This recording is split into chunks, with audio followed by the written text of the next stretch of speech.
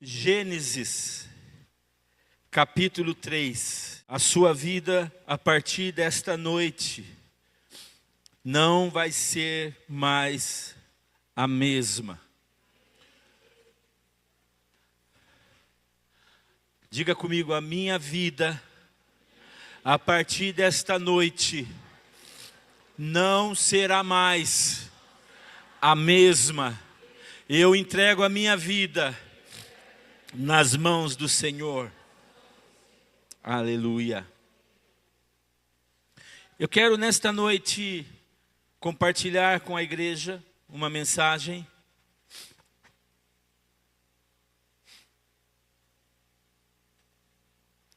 cujo tema é o pecado e seus resultados em nossa vida. O pecado e os seus resultados na nossa vida. Eu poderia dizer que o tema já é uma mensagem de Deus para nós. O pecado e seus resultados em nossa vida. Muitas vezes nós, vivendo a nossa vida e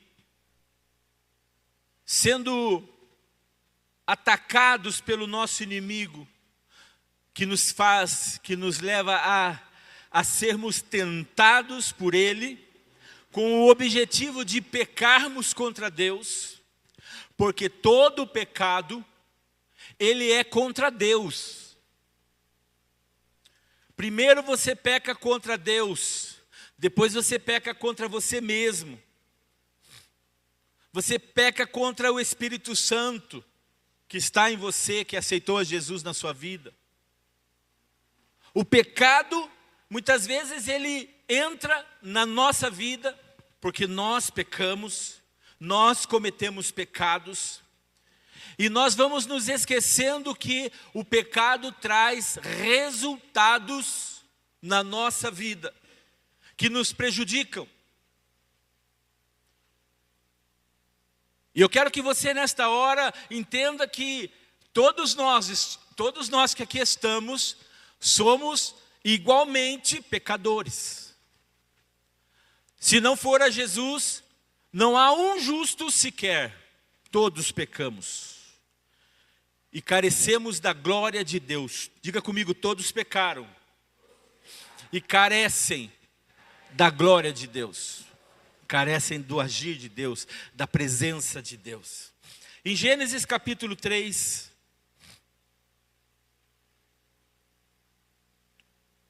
diz assim: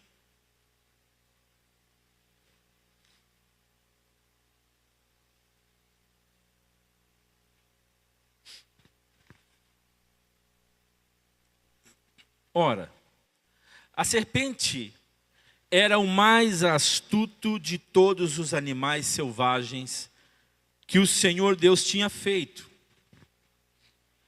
E ela perguntou à mulher: foi isto mesmo que Deus disse: não comam de nenhum fruto das árvores do jardim? Respondeu a mulher à serpente: podemos comer do fruto das árvores do jardim. Mas Deus disse: não comam do fruto da árvore que está no meio do jardim, nem toquem nele. Do contrário, vocês morrerão. Disse a serpente à mulher: certamente não morrerão. Deus sabe que no dia em que vocês comerem do fruto, os seus olhos se abrirão, e vocês, como Deus, serão conhecedores do bem e do mal. Até aqui. Todos nós conhecemos a história da criação do homem e da mulher. Todos nós conhecemos a história de como o pecado entrou no homem, no mundo. A Bíblia está dizendo aqui em Gênesis que o homem poderia comer de todas as árvores do jardim do Éden, o jardim que Deus havia criado e ali colocou o homem para cuidar desse jardim, exceto uma árvore, A árvore do conhecimento, a árvore que dá o conhecimento do bem e o conhecimento do mal. Esta árvore eles não podiam de forma alguma. E foi precisamente esta proibição que o diabo, que a serpente, como nós acabamos de ler aqui, foi exatamente isso que ele usou para tentar o homem e a mulher. Acabamos de ver isso nesse capítulo 3. Nós vemos aqui claramente a forma como o diabo tem trabalhado desde o Éden, desde o início, na sua tentativa de nos enganar, de enganar os seres humanos. Primeiro, ele vem sozinho com a mulher, com Eva. Ele dá um jeito e ele encontra Eva, está só ele e ela. Ele esperou por um momento em que o homem, o companheiro, o esposo, o marido, o sacerdote, não estivesse presente naquele cenário. E ele aproveitou um momento de aparente vulnerabilidade dela para poder atacar. Então nós vemos com isso que o diabo, ele agiu nesta hora com a mulher, ele agiu com astúcia. Com muita astúcia. Não só com astúcia, mas ele agiu com conhecimento também. Como assim? Ele criou dúvidas no pensamento dela. Ele quis enrolar a mulher. Ele apelou a ela ao desejo de poder. Ela teria poder.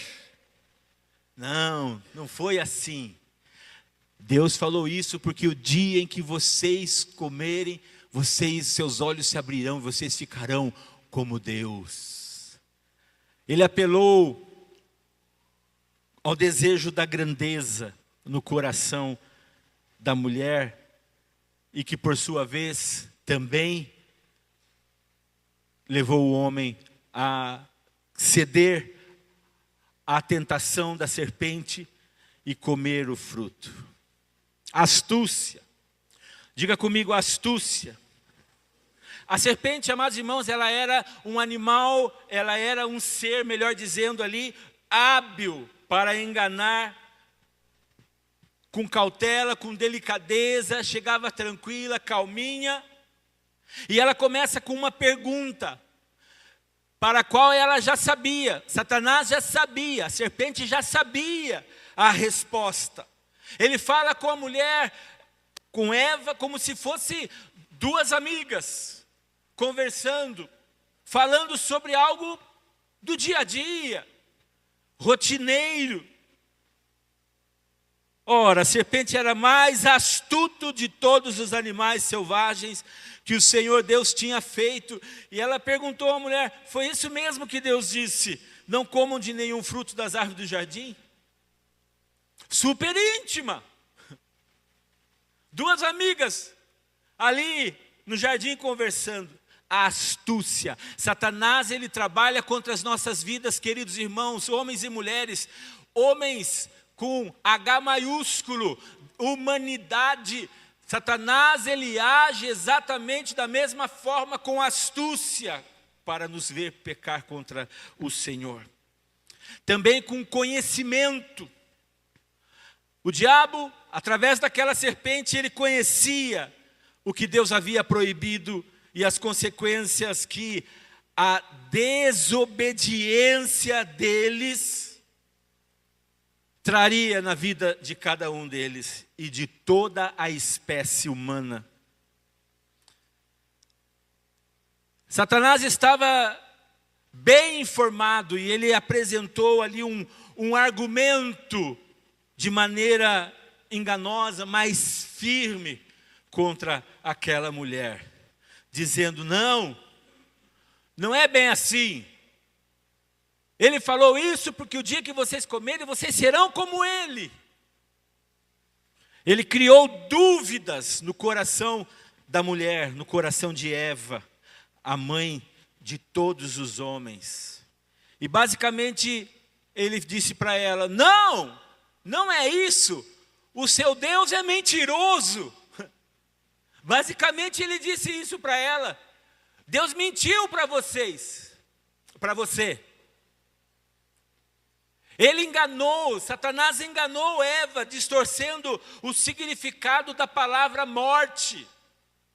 Olhe só, ele não explicou que a desobediência do homem, ou seja, de Eva e Adão, ele não explicou que a desobediência resultaria em morte espiritual para eles, ou seja, a separação entre o homem e Deus. E por fim, ele apelou ao desejo de poder e de grandeza.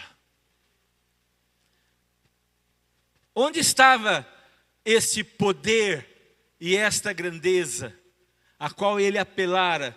Estava no coração de Eva. Estava no coração dela.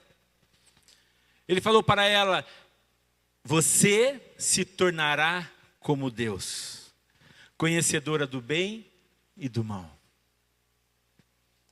Infelizmente, irmãos, primeiro Eva, depois o seu marido Adão, escolheram desobedecer a Deus e a ouvir a serpente, o diabo, Satanás, o pai da mentira.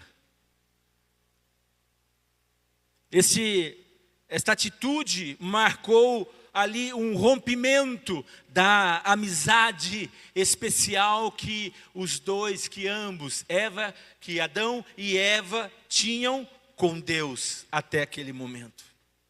O homem cedeu a sua ambição de ser como Deus, de querer ser como Deus, desconsiderando assim o relacionamento especial que ele desfrutava com Deus até aquele momento. Queridos irmãos, o pecado, ele é uma realidade inegável, presente neste mundo que nós estamos vivendo, neste mundo decaído. E as implicações que o pecado traz, elas vão além da nossa compreensão humana. Mas nós não estamos desamparados, porque na palavra de Deus nós encontramos nela a sabedoria que vem do alto. Na palavra de Deus nós encontramos o conforto que Deus nos traz e também encontramos a esperança.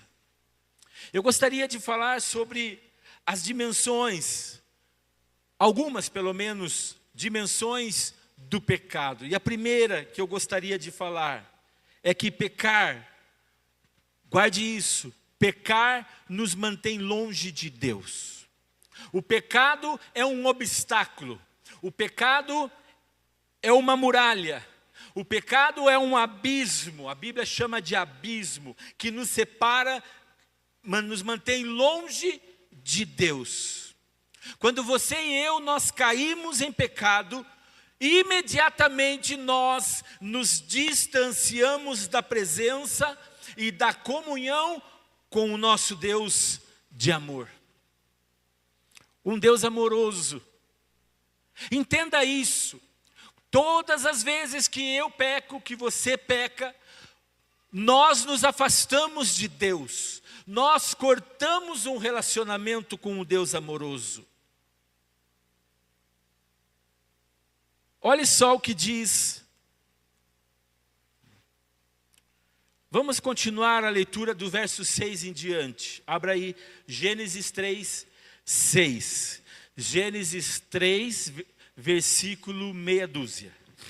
Quando a mulher viu que a árvore parecia agradável ao paladar, era atraente aos olhos, e além disso desejável para dela se obter discernimento, tomou do seu fruto, comeu-o e deu ao seu marido, que comeu também.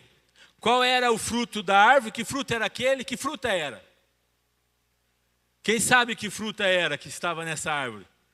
Se você sabe, me conta aí, porque a Bíblia não diz. Ah, é a maçã. Não tem nada disso. A Bíblia não diz que é maçã, coisa nenhuma. Podia ser uma jaca. Sim ou não? Podia, mas nós não sabemos. Podia ser um pequi, sei lá, mas era o fruto.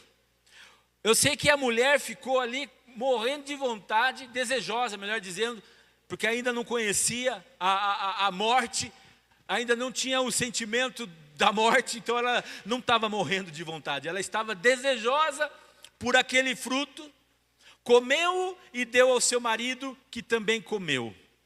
Verso 7, os olhos dos dois fizeram o quê? Se abriram. Peraí. Os olhos não estavam abertos? Eles não viram o fruto? Que olho é esse que a Bíblia está falando que se abriu? Que olhar é esse? Que visão é essa que se abriu? O que aconteceu? Eles entraram numa outra dimensão de visão. Alguma coisa foi arrancado dos seus olhos. Os olhos se abriram, eles enxergaram algo. E perceberam que estavam nus. Espera aí, eles não estavam com os olhos abertos antes? Sim ou não? Sim, estavam. Eles não estavam nus? Sim ou não? Sim, estavam. Mas agora os olhos se abriram e eles perceberam que um e o outro estavam nus. Então juntaram folhas de figueira para cobrir-se da sua vergonha. Algo estranho aconteceu. Eles não sabiam explicar muito bem o que estava acontecendo. Muito provavelmente algo muito ruim, com gosto de amargura. Eles começaram a ver coisas que eles já tinham visto, mas não daquela forma. Algo ruim. Querido irmão, o pecado parece gostoso, parece delicioso, parece muito bonito, mas no momento que você cai na armadilha do diabo, no momento que você permite que o pecado entre dentro do seu coração, aquilo ali traz amargura, aquilo ali traz azedume espiritual dentro de você. Foi isso que eles sentiram. 8. Ouvindo o homem e sua mulher os passos do Senhor. Os passos do Senhor Deus. Eles ouviam todos os dias os passos do Senhor Deus. Os passos do Senhor Deus que andava pelo jardim quando soprava a brisa do dia. Esconderam-se da presença do Senhor Deus entre as árvores do jardim. Verso 9. Mas o Senhor Deus chamou o homem. Eu pergunto a você, até esse momento que eles estavam brincando de esconde-esconde com Deus, até esse momento que eles estavam com vergonha de se mostrarem nus para Deus, Deus que os criou assim, até o momento que eles estavam com os olhos abertos sem entender o que estava acontecendo, algo amargo, algo ruim, um sentimento de morte, que eles não tinham experimentado ainda, um sentimento de afastamento da presença, da santidade de Deus. Será que Deus não sabia que eles estavam escondidos ali? O que você acha? Você acha que Deus sabia ou não sabia? Sabia, porque Ele é onisciente. Esse é um dos atributos de Deus, a sua onisciência. Ele sabe todas as coisas, Ele sabe o que você está pensando agora, nesse exato momento. Ele sabia que eles estavam ali escondidos atrás daquelas figueiras, atrás daquelas árvores, melhor dizendo. Onde está você? Foi a pergunta de Deus. Onde está você? Amados, Deus sabia que eles tinham pecado. Deus poderia ter destruído eles ali naquela hora. porque eles pecaram contra Deus, contra o Criador. Entenda isso. Deus poderia ter dado meia volta e ter ido embora, porque sabia que ele estaria agora diante de dois filhos que representavam uma humanidade que agora estava caída no pecado. Deus poderia ter ido embora, mas ele não foi. Ele veio ao encontro deles e ainda perguntou a eles: aonde você está? Onde você está? Eu entendo que esta pergunta não é somente porque Deus se preocupou com eles, mas porque Deus queria trabalhar na vida deles, Deus queria ensiná-los, Deus queria fazer com que eles reconhecessem a sua desobediência ao Senhor, a Deus. Se esconderam depois de desobedecer a sua ordem. Amados, o pecado, ele quebra o relacionamento íntimo que Deus deseja ter conosco. Não é Deus que quebra, é o homem que quebra o relacionamento com Deus toda vez que ele peca. Toda vez que você comete pecados e o Espírito Santo dentro de você trabalha em você e diz: isso não foi bom. Você sente amargura, você sente uma repulsa, você sente um gosto de fel espiritual. Você se sente mal, envergonhado. Vozes começam a se levantar e dizer: não busque a Deus. Ele está decepcionado com você. Você é um fracasso. Você novamente cometeu o mesmo erro, o mesmo pecado. Você está com 52 anos de vida e fazem exatamente 52 anos que você peca o mesmo pecado. Porque o diabo não quer que você se retrate com Deus. Satanás, que é o pai do pecado, que é o pai da mentira, ele não quer que você se relacione com Deus, ele não quer que você se salve, seja salvo pela graça do Senhor. Ele não quer que no último dia você esteja na presença de Deus e ouça: venha meu filho, venha participar das minhas bodas, pode entrar você meu filho amado. Ele não quer ouvir isso. Por isso o trabalho de Satanás todos os dias da nossa vida é nos enfraquecer, é nos desanimar, é mostrar coisas que vão nos afastar da presença de Deus, da santidade, da glória de Deus. Ele não deseja que o homem se salve. Satanás é o depósito de todo o pecado. No Salmo 51,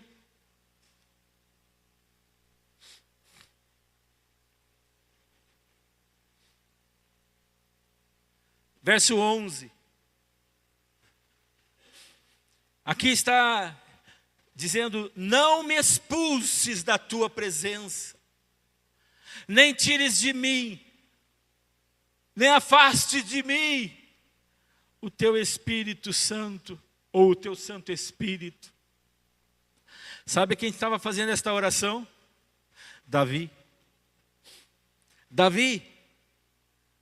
Esse verso expressa o desejo de Davi de não ser separado da presença do Espírito Santo por causa do seu pecado. Querida igreja, o nosso pecado nos separa da própria fonte da vida. E ele nos mergulha em trevas, na escuridão. Por isso, pecar nos mantém longe de Deus.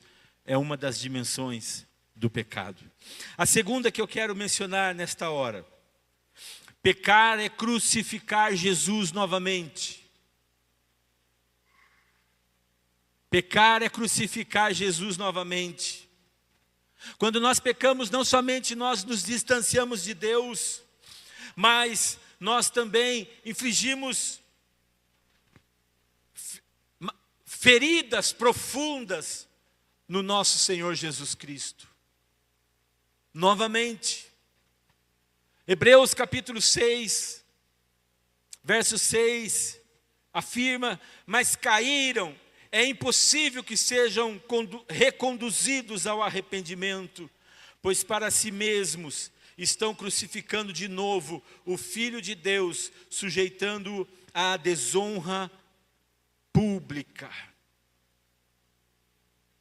Por isso que Paulo, quando vai falar à igreja de Corinto sobre a celebração da ceia do Senhor, ele diz: examine-se cada um a si mesmo antes de comer o pão e tomar o cálice, para que vocês não façam isso indignamente, sejam indignos, crucifiquem novamente ao Senhor.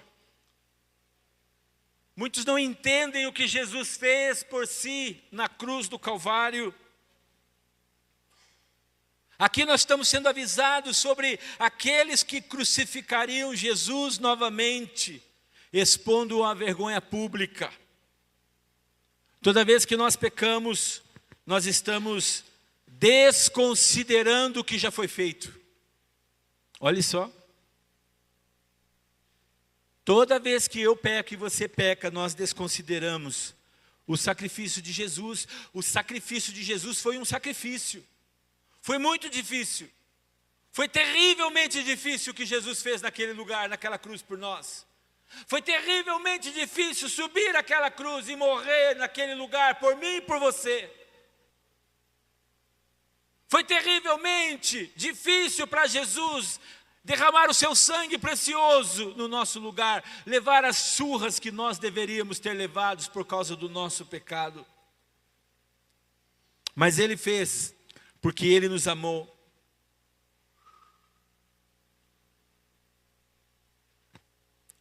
Os nossos pecados adicionaram pregos nas mãos e nos pés, espinhos na cabeça de Jesus.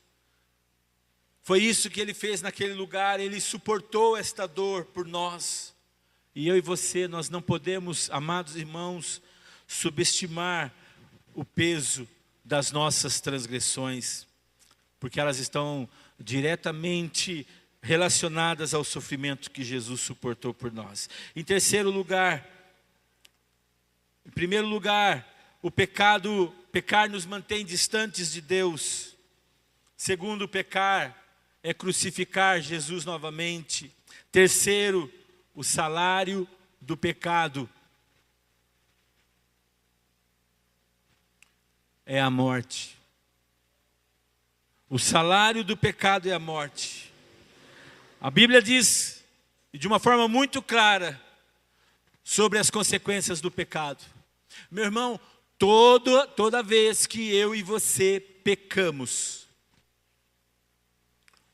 gera uma consequência. Não tem pecado que o homem cometa que não tem consequência alguma. Se nós pudermos avaliar em tamanho as consequências, podemos até dizer que algumas são pequenas em relação a outras. Mas são consequências e que vão trazer punição, sim, se não nos arrependermos. Toda vez que o homem peca, a consequência vem junto. Está escrito em Romanos 6:23. Deus nos informa dizendo: porque o salário do pecado é a morte, mas o dom gratuito de Deus é a vida eterna em Cristo Jesus, nosso Senhor.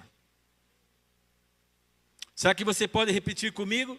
Porque o salário do pecado é a morte, mas o dom gratuito de Deus é a vida eterna em Cristo Jesus, nosso Senhor. Aleluia.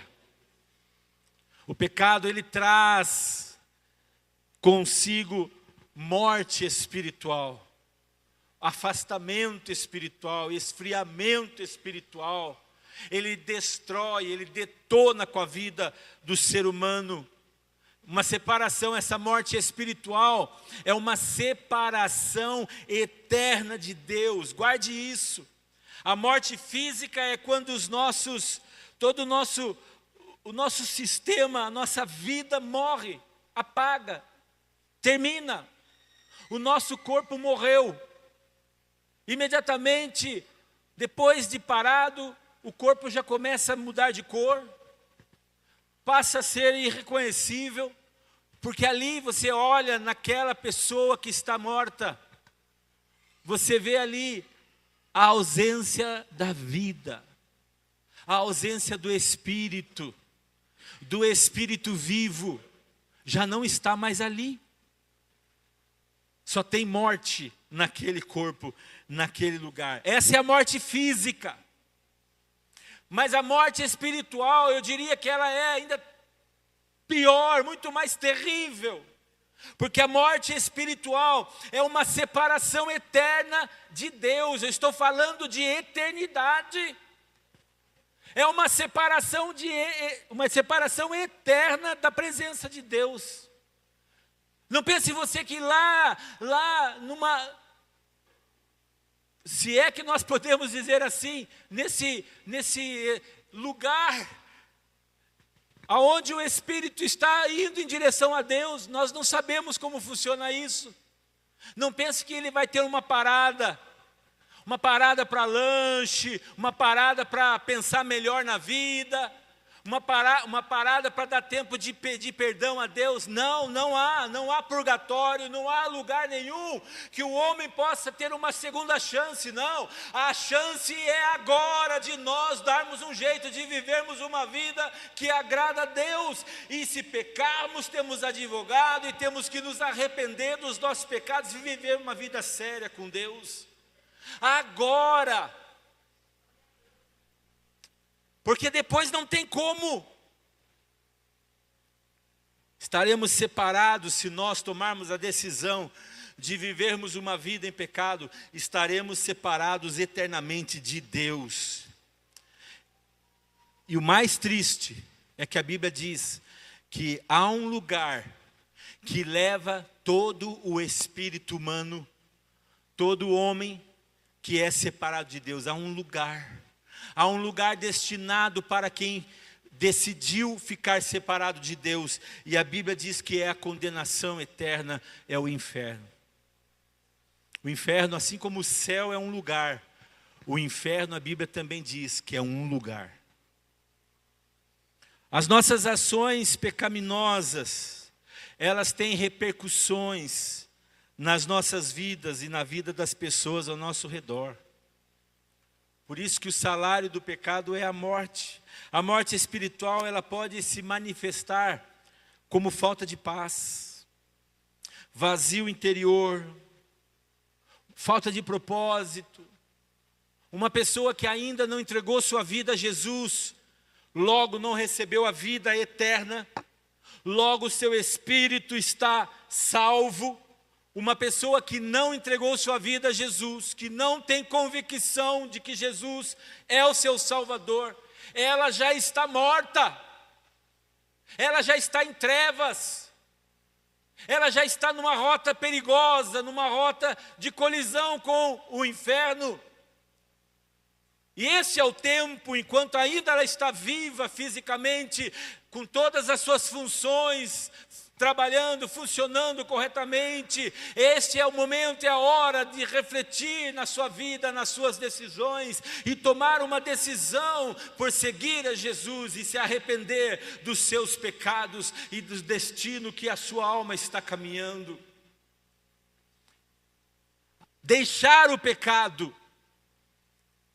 Meu irmão querido, você que me ouve nessa noite, ser crente em Jesus Cristo é ter uma reviravolta na sua própria vida. Tem tanto crente por aí dizendo eu sou crente, mas nada muda na vida do miserável.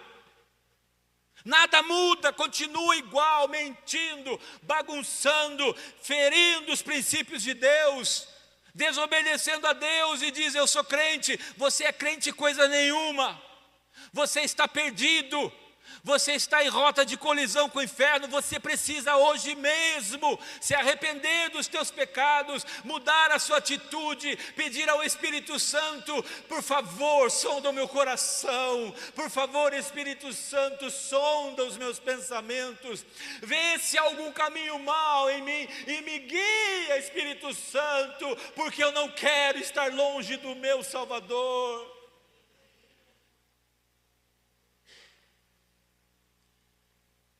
A morte espiritual se manifesta de muitas formas. Contudo, nós devemos lembrar que Deus, em seu amor e misericórdia, Ele oferece para nós o dom da vida eterna por meio de Jesus Cristo. A salvação é pela graça do Senhor Jesus. Pela graça do Senhor Jesus que somos salvos. Não somos salvos por obra alguma. Não adianta você fazer boas ações. Você pode fazer milhões de boas ações, como eu conheço muita gente que faz muito bem, mas continua perdido sem salvação, porque não é por obras. A salvação não é algo que você busca e recebe pelo seu esforço. Não.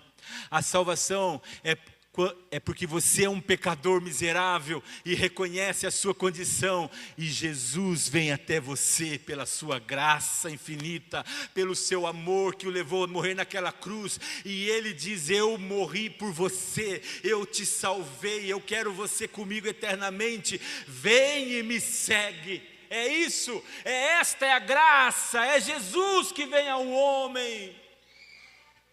Glória a Deus por isso. Mas nós precisamos reconhecer a nossa condição. Vamos pecando, pecando, pecando, pecando, pecando, pecando, pecando, e esquecemos do que a Bíblia nos ensina. Não somos verdadeiros, sinceros, não estamos dispostos, prontos para abandonar o nosso pecado, para parar um pouquinho e pôr a mão na mente, na minha cabeça, na nossa cabeça, e dizer: meu Deus, se eu continuar pecando, a palavra de Deus diz que o meu final será trágico. Eu não posso continuar cometendo esse pecado. A minha vida precisa frutificar o fruto do Espírito. E tantos outros. O pecado e as suas consequências são uma realidade que nós não podemos ignorar. Pecar e estar longe de Deus nos mergulha na escuridão profunda, nas trevas, e nos distancia da própria fonte da vida. Pecar é crucificar Jesus novamente, é eu não entender o que Ele fez por mim, ferindo o meu Senhor, ferindo o Salvador que nos amou o suficiente para morrer pelos nossos pecados. E o salário do pecado traz a morte. Ele é a morte, o salário que o pecado nos dá, uma separação eterna de Deus. Contudo, irmãos, em meio a essa escuridão, nós encontramos esperança.